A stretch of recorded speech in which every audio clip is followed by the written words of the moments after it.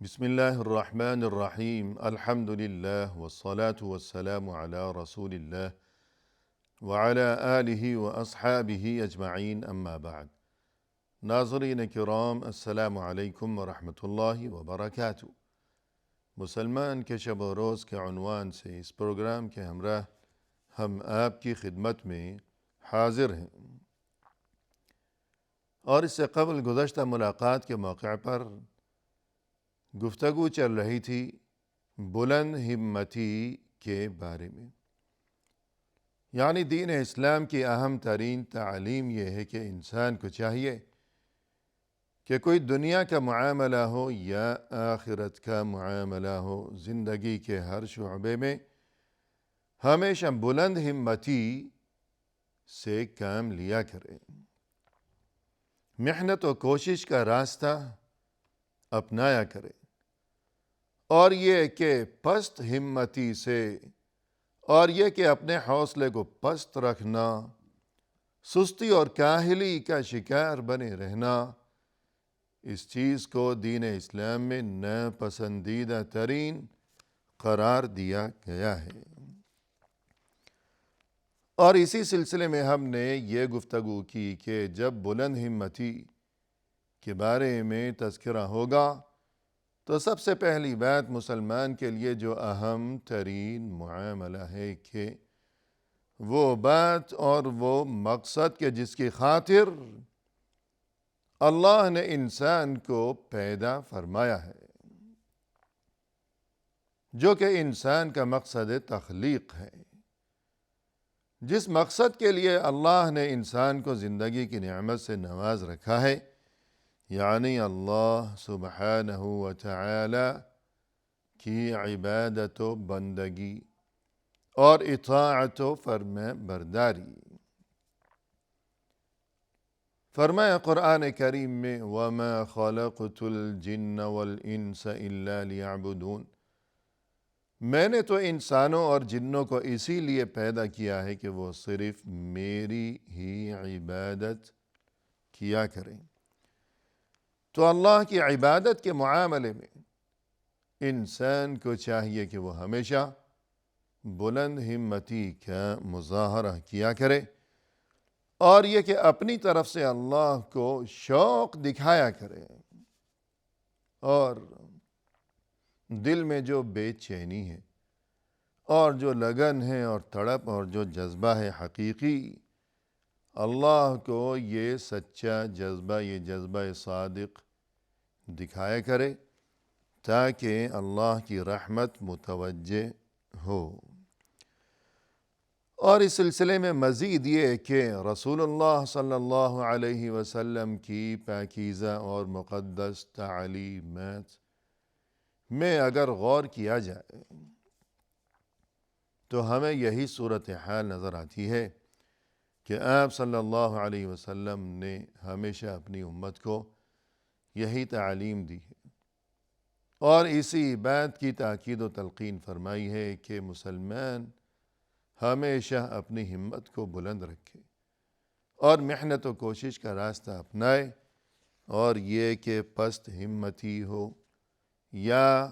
روگردانی ہو، بیزاری ہو، اس چیز سے ہمیشہ مسلمان پرہیز کیا کرے۔ فرمایا رسول اللہ صلی اللہ علیہ وسلم نے الجنت 100 درجہ، کہ دیکھو اللہ نے یہ جو جنت تیار فرمائی ہے تو اس میں 100 درجے ہیں، 100 درجے، اوپر نیچے تہو بالا، کوئی نیچے ہے درجہ، کوئی اوپر ہے درجہ، تو یہ تہو بالا اوپر نیچے 100 درجے ہیں جنت میں۔ ما بین کل درجتین منہما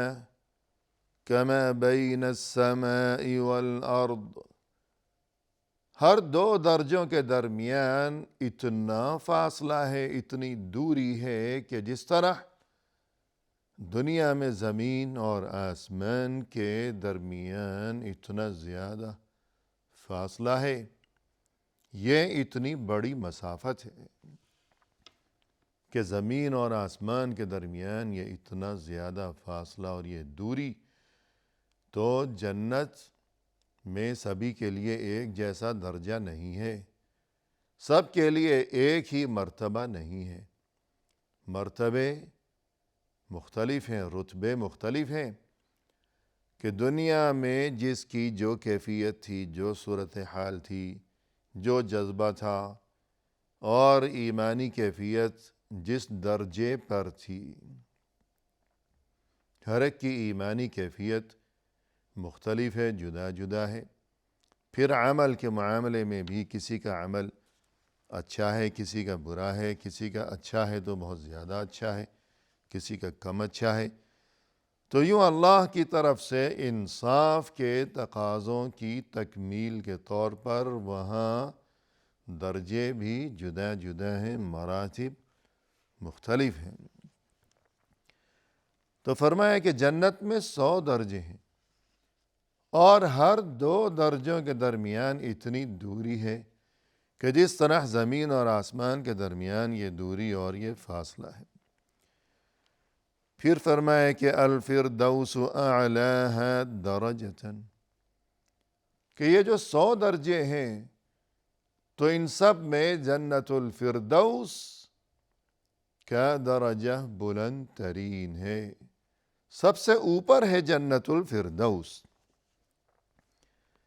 وَمِنْهَا تَفَجَّرُ أَنْهَارُ الْجَنَّةِ، اور یہ جو جنت میں بہتی ہوئی نہریں ہیں کہ جس طرح قرآن کریم میں منظر کشی کی گئی ہے کہ دنیا کی نہروں جیسی وہ نہریں نہیں ہیں، بلکہ وہ جنت کی نہریں، کہ ان کا جو ذائقہ ہے وہ شہد سے زیادہ میٹھا ہے، احلی من العسل، اور یہ کہ ان کی رنگت وہ دودھ سے زیادہ سفید ہے۔ تو یوں جنت میں جو نہریں بہہ رہی ہیں تو وہ فردوس سے ہی بہہ رہی ہیں۔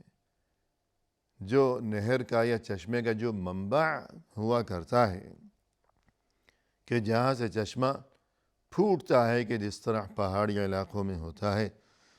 تو یہ جنت کی نہریں، اس قدر میٹھا پانی، لذیذ پانی ان نہروں کا،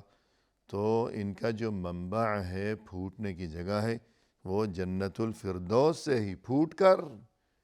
تمام جنتوں میں، تمام درجات میں یہ پہنچ رہی ہیں۔ وَمِن فَوْقِهَا يَكُونُ الْعَرْشِ، اور پھر جنت الفردوس کے اوپر اللہ کا عرش ہے۔ فَإِذَا سَأَلْتُمُ اللَّهَ فَاسْأَلُوهُ الْفِرْدَوْسَ، لہذا جب تم اللہ سے جنت کا سوال کرو اپنے لیے تو جنت الفردوس مانگا کرو اللہ سے کہ یا اللہ تو ہم سبھی کو جنت الفردوس عطا فرمانا، یعنی بلند ہمتی، کہ اللہ تو یقیناً ہر چیز پر قادر ہے، اللہ سے زیادہ رحیم اور رحمان اور مہربان اور کریم اور سخی اللہ سے بڑھ کر اور کون ہو سکتا ہے؟ اللہ کے خزانوں میں کوئی کمی نہیں ہے۔ لہذا انسان یوں سستی کا مظاہرہ کرنے کی بجائے یا اپنی طرف سے اللہ کے سامنے یہ کہ بس چھوٹی موٹی کوئی بھی جگہ مل جائے، بس مجھ بیچارے کو جنت کے کسی کونے کھدرے میں کسی بھی جگہ، تو یوں اس قسم کی باتیں کرنے کی بجائے یا ایسی سوچ رکھنے کی بجائے کہ جس طرح کہا جاتا ہے کہ جب انسان کسی سے مانگتا ہے تو اس کے مقام و مرتبے کو ملحوظ رکھتے ہوئے اس سے مانگتا ہے، کہ ایسی بات تو نہیں ہونی چاہیے کہ انسان کسی بڑے بادشاہ کے دربار میں گیا ہو اور یہ کہ بادشاہ نے سخاوت و فیاضی دکھاتے ہوئے کہا کہ مانگو جو مانگنا ہے آج ہماری طرف سے، ہماری مہربانی بڑے جوش میں ہے، تو مانگو جو مانگنا ہے۔ تو اب انسان یوں کہنے لگے کہ جناب بادشاہ سلامت، بس ایک وقت کی روٹی عنایت کر دی جائے کہ بڑی بھوک لگی ہوئی ہے مجھے، یہ تو بادشاہ کے مقام و مرتبے کی گویا توہین ہے۔ تو یوں اس قسم کی سوچ رکھنے کی بجائے کہ بس جنت مل جائے کسی کونے خدرے میں اور کیا چاہیے، بس یہی بہت ہے، ایسی سوچ رکھنے کی بجائے فرمایا رسول اللہ صلی اللہ علیہ وسلم نے کہ اللہ سے اپنے لیے جنت الفردوس کا سوال کیا کرو۔ لہذا ہمیں چاہیے کہ خود اپنے لیے بھی اور جو ہمارے عزیز و احباب ہیں، ہمارے والدین، ہمارے بچے، ہمارے اہل و عیال، تو سبھی کے لیے اور تمام مسلمانوں کے لیے سبھی کو چاہیے کہ ہمیشہ اللہ سے جنت الفردوس کا سوالی بنا رہا کرے، کہ ہمت کو بلند رکھے، امید کو بلند رکھے۔ اسی طرح یہ رسول اللہ صلی اللہ علیہ وسلم کے ایک صحابی ربیعہ ابن کعب یہ فرماتے ہیں کہ کنت ابیت مع رسول اللہ صلی اللہ علیہ وسلم، میں رسول اللہ صلی اللہ علیہ وسلم کے ساتھ رات کے وقت میں آپ کی خدمت میں حاضر رہا کرتا تھا، یعنی خدمت وغیرہ انجام دینے کے لیے آپ صلی اللہ علیہ وسلم کے کام کاج، خدمت وغیرہ، اس مقصد کے لیے میں آپ صلی اللہ علیہ وسلم کے ہمراہ رہا کرتا تھا۔ فَأَتَيْتُهُ بِوَضُوئِهِ وَحَاجَتِهِ، تو اسی طرح ایک رات جب میں آپ صلی اللہ علیہ وسلم کی خدمت میں حاضر تھا تو جب میں وضو کے لیے پانی لے کر میں حاضر ہوا، فقال لی سل، تب آپ صلی اللہ علیہ وسلم نے مجھے مخاطب کرتے ہوئے فرمایا کہ سل، سوال کرو، کچھ مانگو۔ کس قدر یہ خوش نصیب قسم کے یہ حضرات تھے، اور یہ کتنا نادر موقع کہ خود رسول اللہ صلی اللہ علیہ وسلم نے فرمایا کہ کچھ مانگو، سوال کرو۔ فَقُلْتُ أَسْأَلُكَ مُرَافَقَتَكَ فِي الْجَنَّةِ، تو میں نے عرض کیا کہ اللہ کے رسول، میرا سوال تو بس یہی ہے، یہی آرزو ہے کہ کاش جنت میں مجھے آپ کا ساتھ نصیب ہو جائے۔ یعنی دنیا کا سوال نہیں کیا کہ نادر موقع ہے جو مانگنا ہے، مانگ لوں دنیا کی کامیابی اور یہ کہ عیش و عشرت اور یہ کہ راحت و آرام کا کوئی سامان مانگ لوں، کہ قبولیت کا موقع ہے، پھر یہ موقع کبھی اللہ جانے ہاتھ لگے یا نہ لگے، ایسی بات نہیں۔ ایک ہی سوال، ایک ہی طلب ہے، ایک ہی تڑپ ہے، ایک ہی امنگ ہے، ایک ہی لگن، ایک ہی آرزو، اسألک مرافقتک فی الجنہ، اے اللہ کے رسول، یہی سوال ہے، کاش مجھے جنت میں آپ کی معیت، آپ کا ساتھ نصیب ہو سکے۔ قال او غیر ذلک، تو میری یہ بات سن کر آپ صلی اللہ علیہ وسلم نے یوں استفسار فرمایا کہ بس یہی سوال ہے یا کچھ اور بھی ہے؟ قلت ہوا ذاک، میں نے عرض کیا کہ اللہ کے رسول بس یہی بات ہے، یہی سوال ہے۔ قال فَأَعِنِّي عَلَى نَفْسِكَ بِكَثْرَةِ السُّجُودِ، تو پھر دیکھو تمہیں میری مدد کرنا ہوگی کہ تمہارے بارے میں اللہ سے جو یہ دعا مانگوں کہ یا اللہ تیرے اس بندے کو جنت میں میرا ساتھ نصیب ہو جائے، تو تمہارے بارے میں جو اللہ سے دعا مانگوں تو یہ دعا تاکہ شرف قبولیت سے ہم کنار ہو جائے، قبول ہو جائے، تو دیکھو ربیعہ اس بارے میں تمہیں میری مدد کرنا ہوگی۔ کس طرح؟ بکثرت السجود، بہت زیادہ سجدے کرتے رہا کرو، یعنی نماز کی خوب پابندی کرتے رہو، خوب زیادہ نماز پڑھا کرو، کوشش کرو تاکہ تمہارے بارے میں جب میں اللہ سے یہ سوال کروں، یہ دعا مانگوں کہ یا اللہ تیرے اس بندے کو میری معیت جنت میں نصیب ہو جائے، تو تمہارے بارے میں میری یہ دعا قبول ہو سکے تو تم خود بھی کوشش کرو، انسان خود بھی کوشش کیا کرے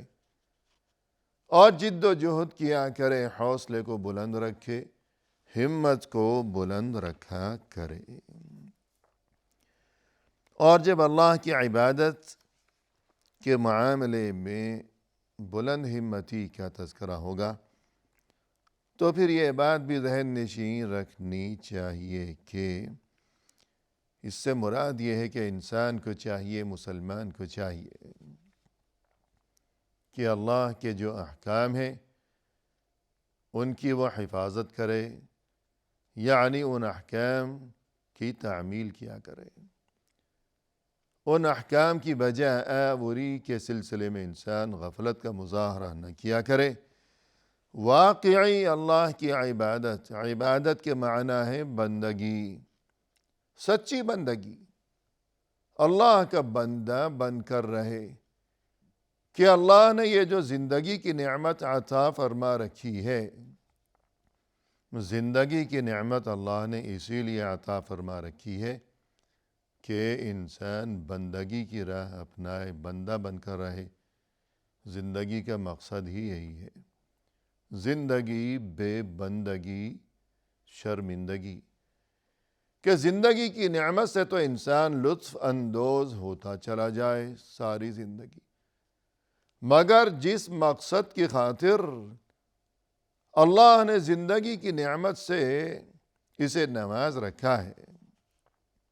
اس مقصد سے وہ غافل ہو کہ بندگی کی تو فکر ہی نہیں، بندہ تو بنتا ہی نہیں اللہ کا، بندہ بنا ہوا ہے وہ اپنے نفس کا،